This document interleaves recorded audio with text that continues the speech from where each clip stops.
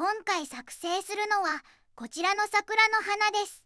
立体的な花で花びらの先端にはシャープな切れ込みがあります。小さな折り紙5枚で作ります。大きさは自由ですが小さい方が本物に近くなります。それでは早速作っていきます。色のある面を表にして半分に折り筋をつけます。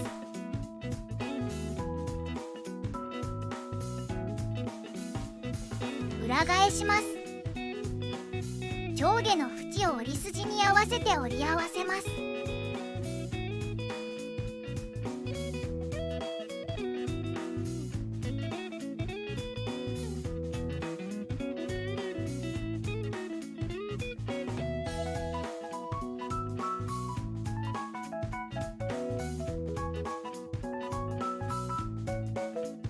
左の角を縁と縁を合わせて折り筋をつけます。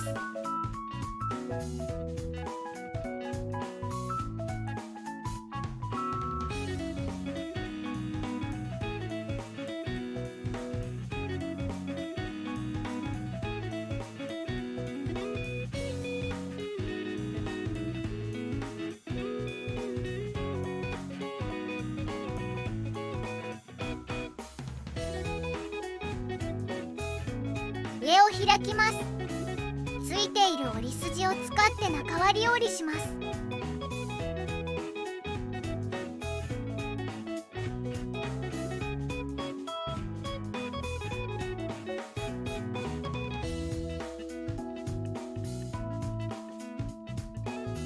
下半分を後ろに折ります。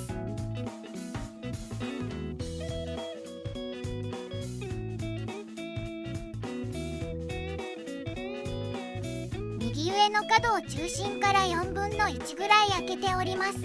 右下の角も同じように折ります。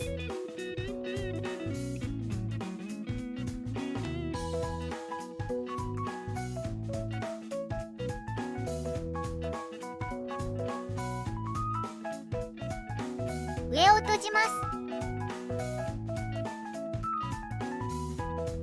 ついている折り筋で斜めに折ります。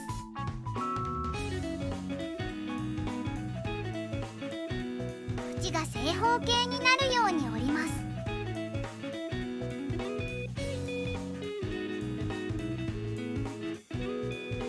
折ったところを開いて上を軽く開きます。これでユニットが1つ完成です。これを5個作ります。5個できたら組み立てです。ここがポケットです。ポケットに2個目のユニットの手を差し込みます。ポケットの範囲を平らにするときれいに差し込めます。同じようにつなげていきます。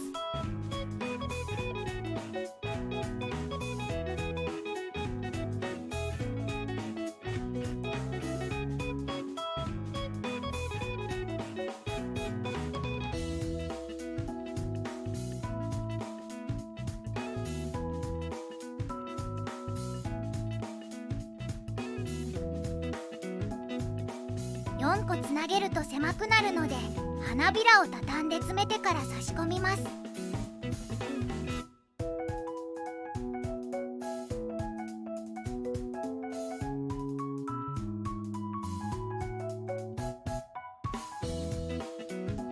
最後は1個目のユニットの手を5個目のポケットに差し込みます。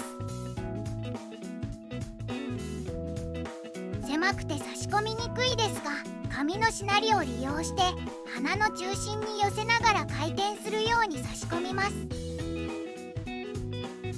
うまく差し込めない場合は竹串などを使っても良いです。形を整えます。